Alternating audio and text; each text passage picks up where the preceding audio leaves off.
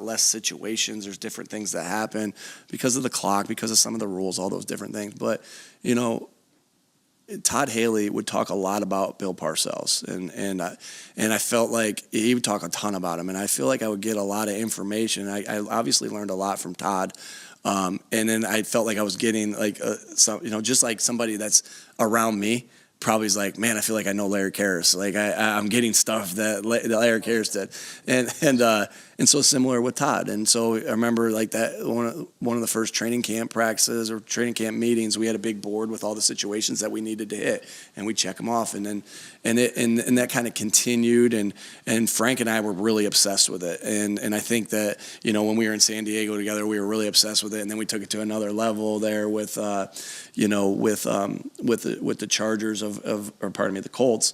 And then it was just something that, I don't know, it's something that I just got really interested in, and there's just a lot that you can, it's the other thing I find, Zach, is that I'm in the offensive meeting all the time correcting the tape. Hey, we got to do this here, or this there, or that there.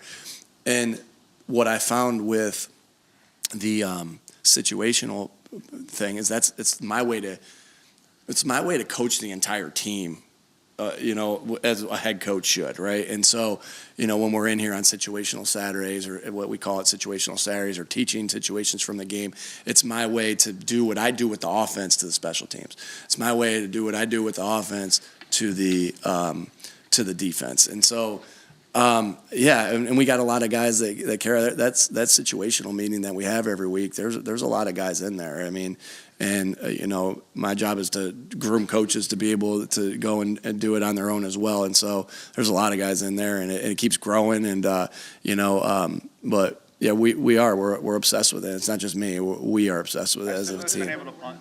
Is he back practicing punt? He hasn't. He's done some on his own. He hasn't been back out at practice yet, though. So we're still monitoring that. When you look at the four quarterbacks who are in these Final Four, 3 of them are 24 and under. Just why do you think that is? I mean, obviously, using Jalen as probably your example in this case. Well, I think first of all, I think that's great for this league that you're seeing, like, it feels like the more guys that play quarterback at a high level in this league, the more exciting this league is. Now, you might, as an opposing coach, you might not always want to say, oh, this guy's, but the more guys that are good at that position, though, it makes the game exciting. It really does. So it's great for the league. It's great. I love seeing quarterbacks develop, and because it's what it's what I grew up watching. Like, oh, shoot, there's Dan Marino and Joe Montana and Jim Kelly. Like those were the guys, and it's just good to have more guys performing at a really high level. And this year, I don't know why it is that way this year.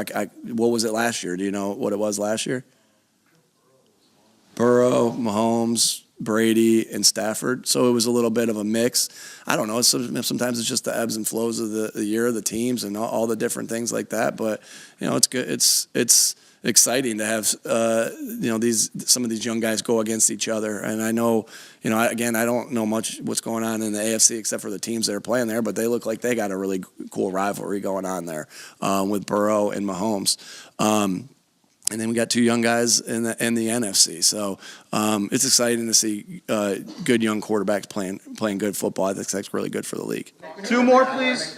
Talking with Dallas yesterday. I'm not looking at you right now, so I'm looking at John. Talking with Dallas yesterday. He was talking about the teach tape, how you guys make him a better player. And, you've talked about it before. You put up Keenan Allen or something. I was just curious from that perspective. Do those guys ever make it on the teach tape? Oh, heck yeah. AJ, do your heck yeah. players make it? Oh yeah. The teach tape is ever evolving. It's forever, forever changing, right? And so one thing I always say to them is like there's always, they know if I'm going to put up a certain route, like they know what one's coming up on, they know, like, all right, he's going to correct the curl right here. All right, here we go. We're going to see this. I don't even know what the first curl is. It doesn't matter.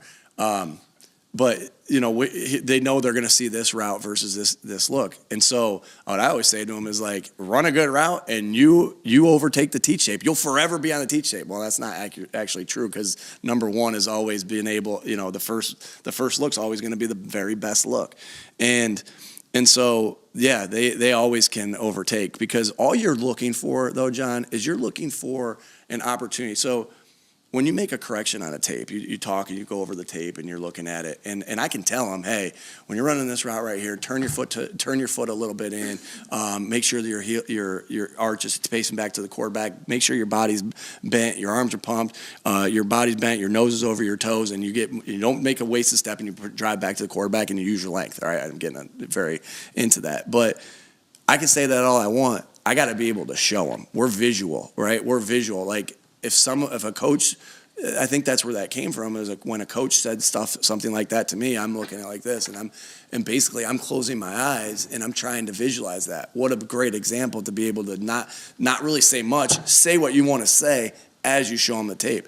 And so, to answer your question, for a long answer, because I like to do that sometimes, and Bob's about to cut me off. To answer your question there, you do that because you want them to see and feel what you want them to do, right? And how their body needs to move so they can be efficient in their route.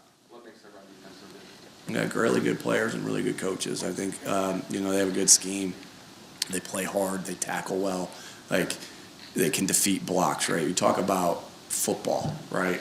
Who's going to block? Who's going to tackle? Who's going to those are the physical parts of football. It's blocking, tackling, protecting the football, taking the football away, getting off blocks, right? Blocking not just at the offense line but everywhere. And they do those things that are when we talk about a receiver. The requirement of a receiver is to catch the ball. Good, you've heard me enough, and you knew that anyway. All right. Well, it's the same thing when you want to play tough, physical brand of football. It's tackling.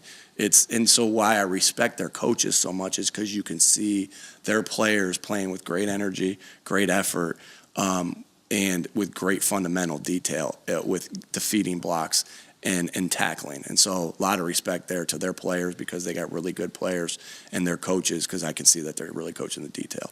All right, great. We got practice. Folks, practice.